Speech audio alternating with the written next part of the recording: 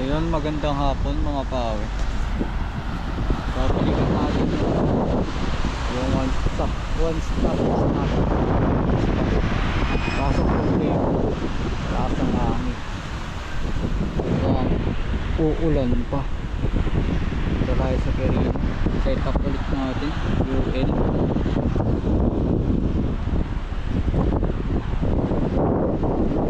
Ayun, nilusok na mga pawe. Casting ulit tayo dito sa one spot stopper na pesto.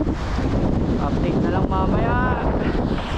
Shoot tayo mga kawi lang sa may malakas kasi yung hangin kaya hindi yung masyadong nag-ano.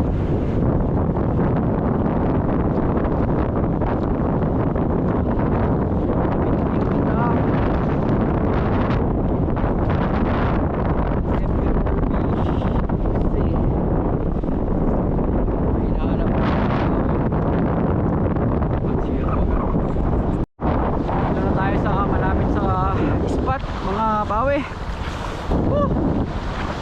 Bakit po sa paa. Yan. Bukulit tayo dito. Kung makakuha ulit tayo ng ano, one spot snapper. Malaki ng halo. Yan talaga. Discuss tayo dito mga bawi.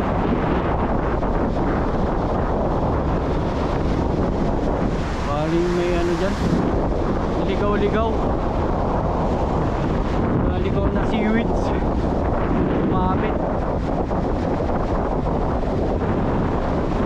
Umuulan na.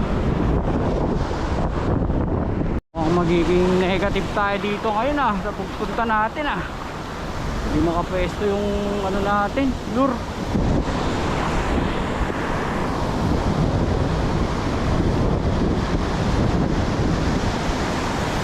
Lakas na halo niya. Sumasabit. Malakas na rin yung kidlat.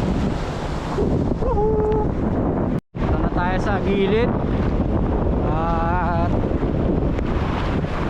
malakas ang kidlat, baka matamaan tayo. Lakas na lang tayo pauwi habang naglalakad dyan sa mga butas-butas dyan. Kaya mga preso kasi dyan pero may isa rin naman tayo. Nagtagpo na rin kami ng Emperor Fish. Oopsie. Yun try natin sa mga ano dito. May mga butas ditong malalalim. Baka sakaling meron pa tayong madagdag bago tayo umuwi. Bad weather na kasi mga pawe. Mahirap na yan. Dito tayo sa may pier. Mga pawe. Kaya sa lakad natin. Wala talaga kumukulog na kasi. Hirap yan pag natamaan ka talaga dyan. Magiging ampapakol ka. Aray ko. Try natin dito. May tumugan. Habang hindi pa malakas yung ano.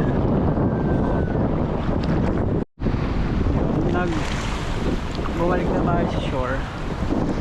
Kasi negative yung tunog. Baka maano tayo dyan, magigi tayo dyan. Sayang, hindi tayo nag-enjoy masyado. Bali, nagkita rin kami ng Emperor Fish. Parang gusto ko pa mag-cast dun kaso yung ano talaga iniisip yung fishing rod. Tatamaan ng kidlat yan.